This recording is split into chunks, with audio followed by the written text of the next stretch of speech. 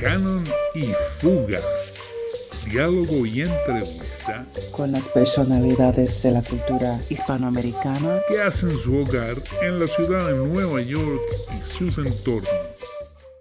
Hola amigas y amigos, bienvenidas y bienvenidos al quinto episodio de Canon y Fuga. En esta ocasión nos embarcamos en un nostálgico viaje a través de esa memoria que nos toca el corazón y que nos transporta a nuestra juventud, donde una revista se convierte en la protagonista indiscutible, Selecciones, o, como se conoce en inglés, Reader's Digest. Fundada en febrero de 1922 por Dewitt Wallace y su esposa Laila Acheson Wallace, esta publicación nació con la misión de compartir versiones condensadas de otros artículos, una idea que surgió mientras Wallace se recuperaba de sus heridas en la Primera Guerra Mundial. Su primer volumen incluía una treintena de artículos con temas tan variados como salud, moda y cómo mantener una mente joven. Así que acompáñennos en este recorrido por lo que fuimos, vimos y leímos, recordando juntos esas páginas que, en algún punto de nuestras vidas, se abrieron. Esperamos que lo disfruten.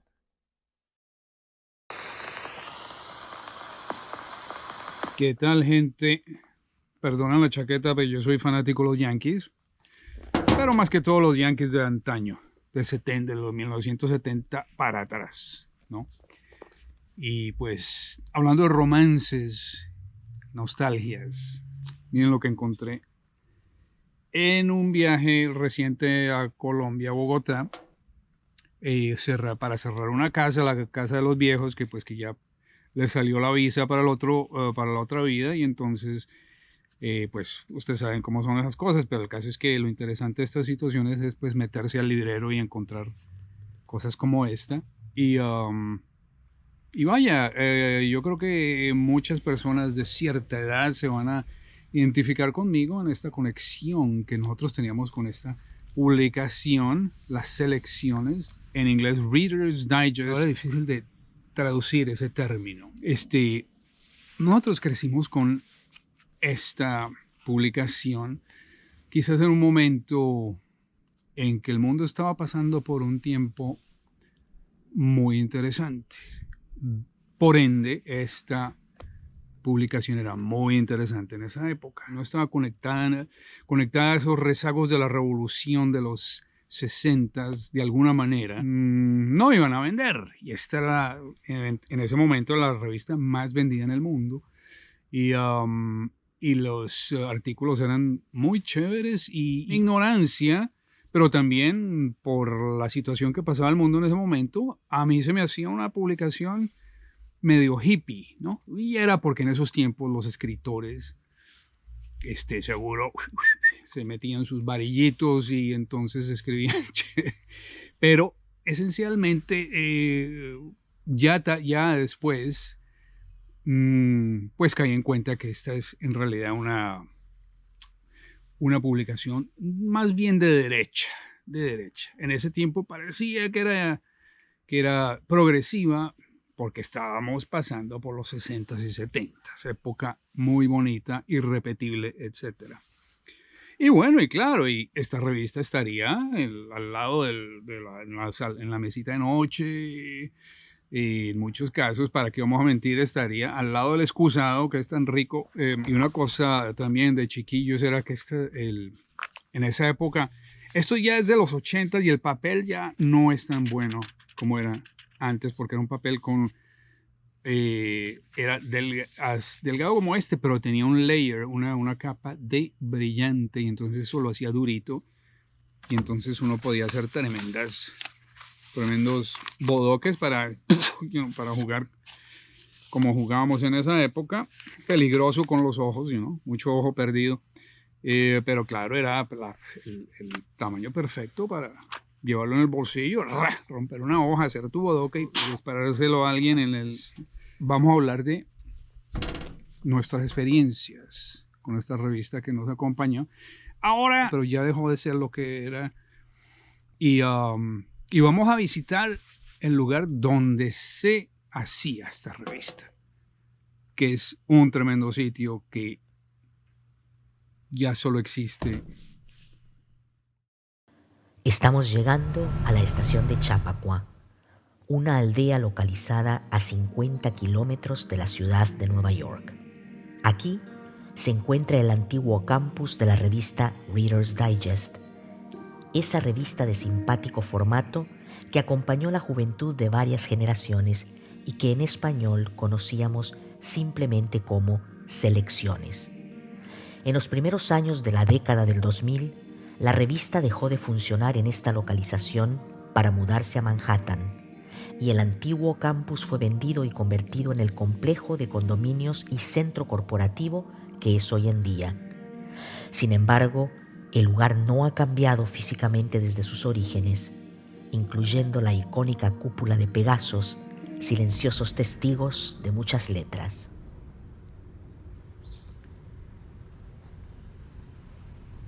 De una forma más extensa y más general, la revista Selecciones no solamente consiguió su objetivo de implantar en mí un cierto interés por la cultura norteamericana, que es la verdadera intención de Selecciones en Latinoamérica en ese momento, porque Latinoamérica está dentro de un programa que implantó Kennedy originalmente llamado Alianza para el Progreso, y estas revistas formaron parte de ese proyecto. Corre el año 64, 65, así que yo tendríamos unos 15, así que al comienzo de la década del 60, mis padres son suscriptores de Selecciones, y entonces sobre la mesa de nuestro living hay siempre dos publicaciones norteamericanas, una es Life y la otra es Selecciones, y es el momento de alguna manera todavía cercano a la posguerra en tiempos relativos. Entonces hay una gran penetración cultural norteamericana dentro del país por medio de revistas como estas que se publican en castellano. Entonces, por mera curiosidad, yo abro la revista Life más frecuentemente porque tiene más fotografías que texto, pero de a poco voy haciendo una transición hacia la revista Selecciones, y realmente pensé hoy que fue una de mis más tempranas introducciones a la literatura, porque la primera vez que yo realmente comencé a leer narraciones, fuera de las narraciones infantiles que yo leía algunos libros infantiles de la colección Mickey, de la colección Robin Hood, revistas de historietas de aquella época, El Pato Donald, y me encuentro con estas narraciones que me interesaban principalmente y me atrapaban porque mostraban un tipo de vida y un estilo de narración que era totalmente ajeno para mí. Es importante destacar que yo estaba en un pueblo pequeño de unos 20.000 habitantes en el medio de la pampa húmeda argentina. Entonces imaginen lo que sería ver narraciones que sucedían en Colorado, en New York, en Chicago. Y esto me hizo comenzar a esperar cada publicación semanal. Y mi disfrute era tanto de esa lectura que comencé a llevarla a un café donde nos encontrábamos con mis compañeros después de almorzar. Como hacían los adultos, tomábamos un café después del almuerzo. Lo que descubrimos como pasatiempo con mis amigos fue usar la última página de esta publicación, que se llamaba Enriquezca su vocabulario, la última página, donde había una palabra supuestamente no de uso demasiado frecuente y unas 4 definiciones posibles, y una de ellas era la acertada. El twist, la vuelta que le conseguimos hacer con nuestros amigos es no apostar a una de las definiciones, sino que la persona elegida para ese día dirigir el juego leía primero la palabra sin nombrar las definiciones. Las alternativas, que ofreciese la definición correcta. Y si después de algunas tentativas nosotros elegíamos una de ellas, y de acuerdo a cuántos elegían la respuesta correcta, se sumaba, y el que perdía último pagaba toda la cuenta de la mesa. Ese era... No había premio, pero había castigo. O tal vez el premio era la gratuidad de lo consumido.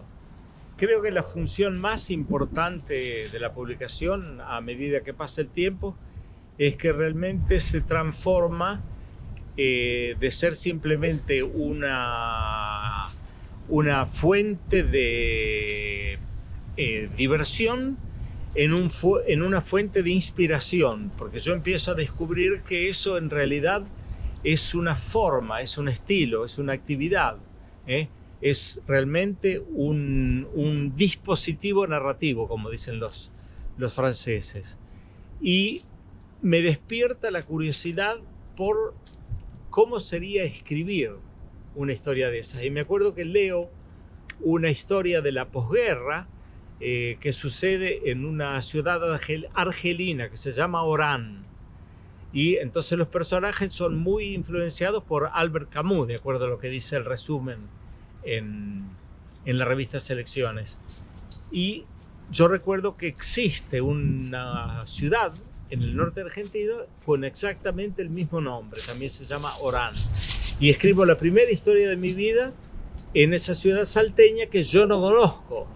Entonces yo imagino una ciudad colonial, primitiva, como en los libros de lectura de mi escuela, y escribo mi primera historia de una ciudad imaginaria, de una actividad imaginaria, inspirada por una historia real de Selecciones. O sea que lo descriptivo de ese artículo de la posguerra de la revista Selecciones me permite saltar a un mundo de la ficción por primera vez. Y Selecciones continúa me acompañando a lo largo del tiempo y empiezo a reconocer y a aprender nombres de ciertos escritores, porque aparecen los escritores notables del momento en Selecciones. Esa inspiración hace que yo cruce una librería que quedaba enfrente de mi casa, que se llamaba Librería Argumentos, y empiezo a comprar libros de los autores que aparecían en Selecciones. Esto para mí es muy importante porque yo empiezo a formar mi biblioteca. Los tenía en una mesa al lado de la puerta de salida. Entonces ahí yo empiezo a acomodar mis libros por orden alfabético. Y mi actividad de leer y adquirir literatura y interesarme por la escritura y analizar y pensar en la construcción de estos artefactos narrativos no cesa nunca más en mi vida, y a lo largo del tiempo me transforma en un escritor y en un profesor de literatura, y hoy en día tengo una biblioteca que tiene unos 3.000 volúmenes más o menos. Y todo eso, creo que empieza, el germen de todo eso es la revista Selecciones. Y lo curioso es que yo no tenía idea de la influencia de esta revista en mi vida hasta que a mi entrevistador me ofrece la idea de visitar este edificio, porque estamos teniendo esta entrevista enfrente del edificio original, del Headquarters of Selecciones, y modifica mi visión de la revista, porque para mí Selecciones, en mi memoria, había sido simplemente ese artefacto lúdico que servía para divertirnos durante el café después del almuerzo.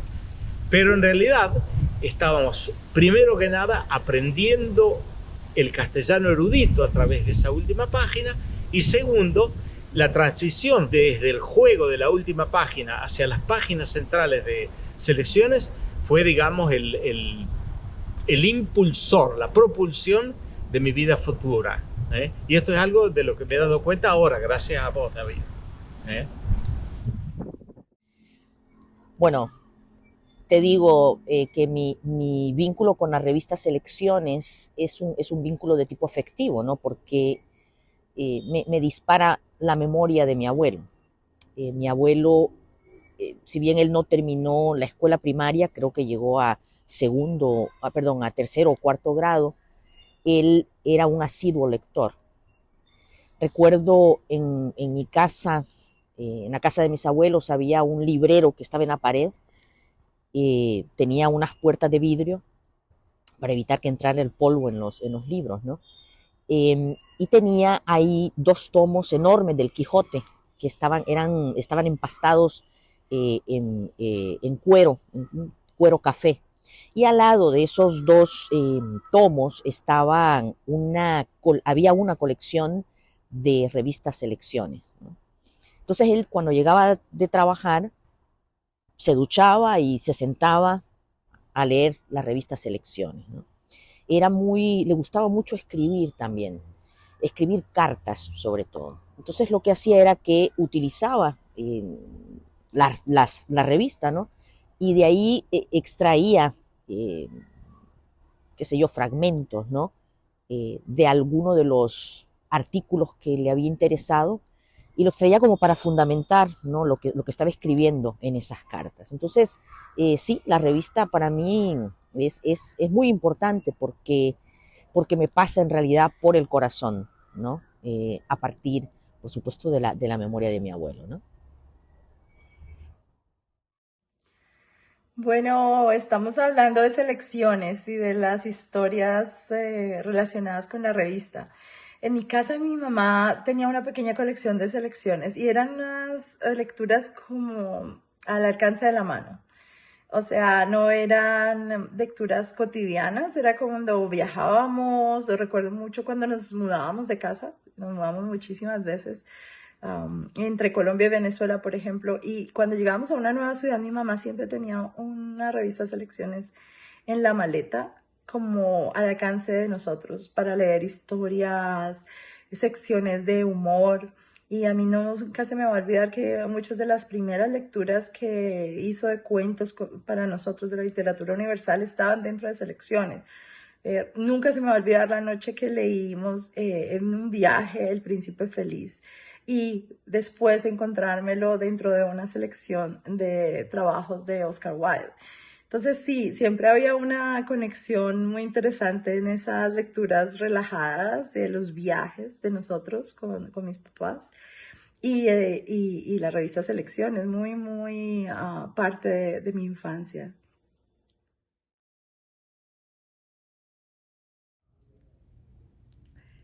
La revista Selecciones definitivamente marcó una época para muchísimas de las familias lectoras. En el caso de la mía era toda una tradición en nuestra infancia y en nuestra juventud. Nuestro padre la compraba cada mes, él la había descubierto en Estados Unidos donde había estudiado de joven. Nosotros éramos 5 hermanos y como yo era la menor, pues en ese orden me tocaba la lectura. Cuando ya llegaba a mí el ejemplar estaba un poco gastado, pero no me importaba. La devoraba de principio a fin, esas historias inspiradoras, esos recorridos por el mundo, los consejos útiles y por supuesto la risa, remedio infalible. Creo que fue toda una ventana para mostrarnos el mundo. De verdad que es inolvidable la revista Selecciones. Yo nazco en Buenaventura, Colombia. Yo estudié comunicación social en la Universidad del Valle. Viví en Cali desde los 8 hasta los 29 años que me vine aquí en el año 89. Fui corresponsal de noticieros de Colombia aquí en Nueva York por más de 20 años. Pues esto de la revista Selecciones, no sé, es un poquito memorias yo podría decir que de la niñez y de la adolescencia, cuando uno la leía frenéticamente y la leía con mucho amor y mucho aprecio. La revista Selecciones tenía una presencia grande en mi casa y la tuvo por muchísimos años. Era tal vez niño, adolescente. Bueno, me estás preguntando de la influencia y de la parte americana. Yo creo que eso es muy difícil precisar porque la influencia americana en Colombia, en esta clase media, era en muchos niveles. El cine americano, pues indudablemente a mí me marcó mucho porque es como una pasión que siempre he tenido. Entonces, diferenciar o saber si la revista Selecciones haya sido un factor fundamental, pues me imagino que contribuyó indudablemente, aunque mi percepción desde esta distancia, digamos, casi histórica que tengo, era que era una revista que lo ilustraba a uno, era una revista que lo enriquecía a uno con temas en salud, en cultura general, en resúmenes de libros, en los chistecitos, yo creo que había algo de vocabulario o algo de donde uno aprendía palabras o las leía. Entonces me imagino que hay una influencia. Ya ahora pensar que yo creo que no tuvo éxito en en muchas personas, y en eso me identifico yo, en tirarme para la derecha, porque pues si ese era el propósito de las revistas Elecciones conmigo, para tirarme hacia el espectro político de la derecha, fue un fracaso. A mí me parece que se puede decir o se puede recoger que indudablemente la revista Selecciones influenció a una generación o a dos generaciones de latinoamericanos, y me imagino que de americanos también, con una estrategia interesante que era que te mostraban artículos corticos, donde uno en un artículo de 2, 3, 5 páginas, y en otras ocasiones de 30 o 40 o 20, no sé, es interesante porque yo casi me atrevo a creer que cuando uno leía las revistas Elecciones, que llamaban Reader Digest, ni siquiera sabía que era Digest. Yo creo que yo nunca supe que Digest era el resumen, era el compendio, era la versión corta de. Yo creo que uno la leía como el nombre de la revista y de Reader Digest. Yo no me imagino que yo hice la conexión de que eran los lectores de cosas resumidas, pero evidentemente cumplió un cometido al permitirnos, al abrirnos una ventana a eso. Yo creo que los chistes eran también, todas esas cosas tienen un matiz, ¿no? Los chistes me imagino que tenían su matiz donde se defendía, no sé si la cultura judeocristiana, no sé, pero todas esas cosas lo van formando a uno, pero es detrás de la mente.